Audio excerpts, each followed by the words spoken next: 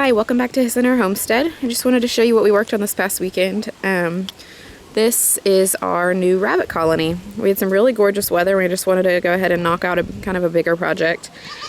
So here it is. We used to have the hutches is how we kept our rabbits, and rabbit hutches and some ground cages. That we, the idea was to move them around the yard, and we did that sometimes, but we kind of got lazy on it sometimes. But anyways, a lot of them were kind of falling apart and needed some work. So we were going to switch to hanging cages, which is what most rabbitries use, are the hanging cages, just because I guess of convenience, and it's all kind of, in a line, and you can kind of keep track of things a lot better.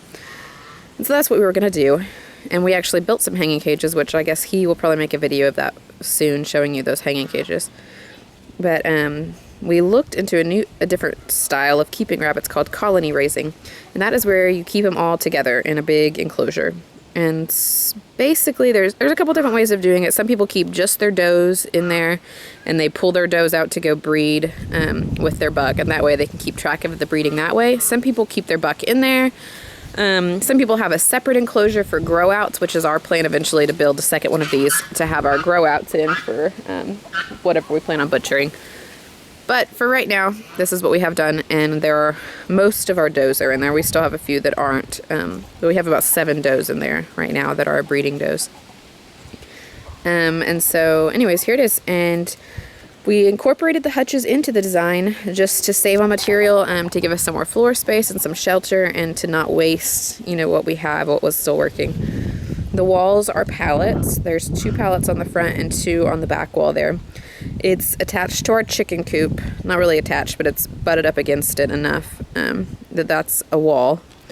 There's chicken wire on the top half of those. Those pallets are connected by a board across the top. And then the frame is built out of 2x3s that we ran chicken wire around as the top half of the wall. And eventually we'll have bird netting over the top. So let me get up closer and show you some of the little details.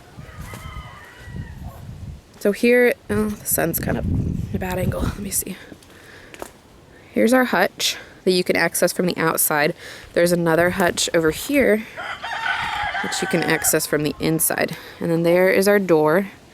You just built a door. We added a couple boards at the bottom, so it gives it about 1.5 foot that I have to step over, but it keeps the rabbits from being able to just run out under my feet as I open the door. So let me go in and show you. See, there's a little makeshift latch. We'll probably have to put one on the inside too, just in case I'm in here for any length of time. The goats are kind of curious about it, and it doesn't stay shut as well. Anyways. So this one can be accessed from the inside, usually, if it doesn't jam a little bit. See, that's what I mean about how we were wanting to replace them. They kind of get stuck. It still opens, but... And so, I don't know if you guys have hutches or if you've seen this design, but he actually got these hutches. They didn't have the bottom enclosed, and what he did was he cut a hole out of the inside of the hutch there, made a ramp going down to the bottom, and enclosed the bottom, and put our hutch on wheels, and we would drag these around our property. So they were kind of a combination of hutch and ground style caging. And that's worked for us if you just need to expand your hutches at all. I don't know if he's made a video about that or not. But anyways, the bottom is wired with just like 1x2 wiring. I think it took 2 rolls maybe of the wiring to do. So it cost us about $25 for that, and then the chicken wire for the top, and then the 2x3s, and that's really all we paid for, because the pallets were free. The hutches we already had. This hardware cloth we put on the bottom of the pallets just to keep them from, any gaps that were in the pallets, and also to keep them from chewing on it. And this hardware cloth came on some telephone poles that we had bought for fence posts. We had cut these off of it, so those were free also. Yeah, so this is it. A lot of people don't put a bottom on their, don't put the wiring on the floor, and they just kind of let the rabbits burrow naturally. And if it's a bigger enclosure, that might work for you. Some people, just bury it along the perimeter and let them burrow all in, and that way they're not ever digging out, but they can still dig holes. I didn't want to do that because it made me a little bit nervous about them having babies in the burrows and, losing the babies if there's flooding issues or if any of them collapse, and then, I don't know, it just made me nervous. But a lot of people do it successfully, so if you wanted to look into that, that's an option also. And they seem to like it. The only, there's some finishing touches we still have to do. We still want to add nesting boxes, because right now there's only, I think there's 1 in each hutch, and that's about it. None of them are far enough along in any pregnancies that they'll need to be nesting, but within the next week or so I'll have to add nesting boxes. You want to have at least a nesting box per doe, so that way when they decide to nest, they can get away from the others and they don't have to, you know, fight or worry about sharing boxes.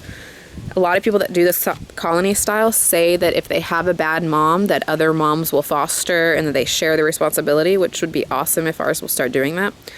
What we'll probably do is we'll probably just keep the best ones, and if we have ones that start having a lot of issues, we'll probably just cull those and, you know, send them to freezer camp, because I don't want to keep bad rabbits really, unless they're just really good moms and we can, you know, we have those hanging cages that if we really need to put one in there, we can. But anyways, this is getting to be kind of a long video. I'm sorry. If you have questions or if you do things a different way and you want to share your ideas with us, we love ideas and we love, you know, hearing from you guys. So just comment or subscribe or send us a message.